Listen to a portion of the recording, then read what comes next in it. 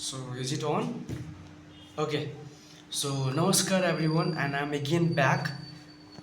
Definitely for the purpose, though making video is a tough task, you all know, right? But maybe like even one or two or three student could get help from that, then it will be a great help. So saying so, let's start.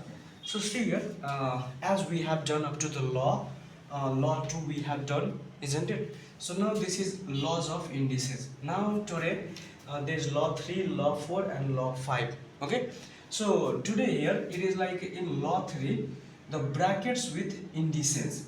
Okay, now when there is a power outside the bracket, multiply the powers. Right? So from the definition it is very much clear, quite clear, isn't it? See here, when there is a power outside the bracket, so see here, a to the power m bracket closed and n is outside the bracket. Okay, multiply the power. So now this power will be multiplied, so same base a and m into n. Okay, done. So now this power has been multiplied. So whenever the case, like suppose here will be like, for example, let me show you. Suppose here it will be like suppose b to the power, it will be suppose b to the power p, and outside the bracket it will be q. So what will be here? According to this, it will be like b, yeah, and multiply. So p, okay, into what is outside, q. So b is equal to pq. In that way we can write, isn't it? So this is the example which I have shown you. So in that way you can write. Okay, now see here, there is another thing, and that is a law 4, power of 0. Now here by the definition, because why I have written this definition, so that sometime what happens, we like, it is our human mind which is we are bound to forget the things, isn't it? We are not a supercomputer, but definitely through practice we can be. But see here, any non-zero value, now this line is very important. Okay, see here, any non-zero value, now this line should be taken little bit of more care, because sometime here people used to, like the student used to get confused. So any non-zero value raised to the power of 0, okay, 0 is equal to 1. Now that value could be anything.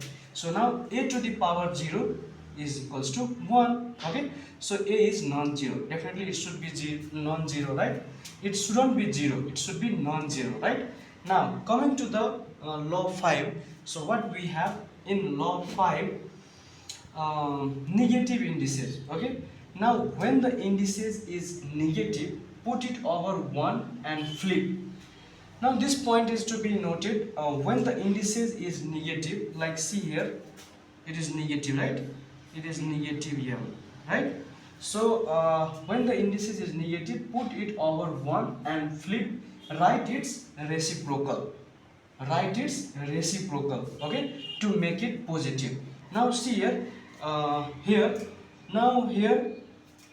indices is negative. Okay, now here the indices is negative, a to the power minus m, so minus is negative, right?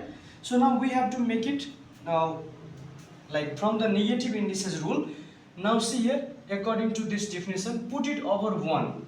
Now see, we have put it over 1 or flip. You know what do you mean by flip? Like if you like this marker, now what it will flip, right? So this is the definition of flip actually, and write its reciprocal to make it positive.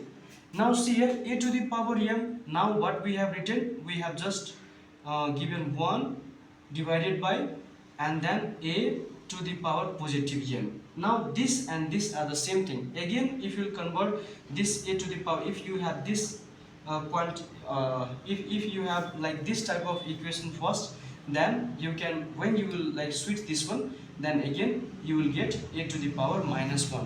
Now this is not only important in math, actually this is important in physics also, where you have to do a lot of calculation like this. In that way, like everywhere you can use this, and without this it is very tough, because if you don't have the basic understanding, then definitely it will be the troublesome. And thank you so much. Please do let me know your comments that where I did mistake or what you understood or what next video you want.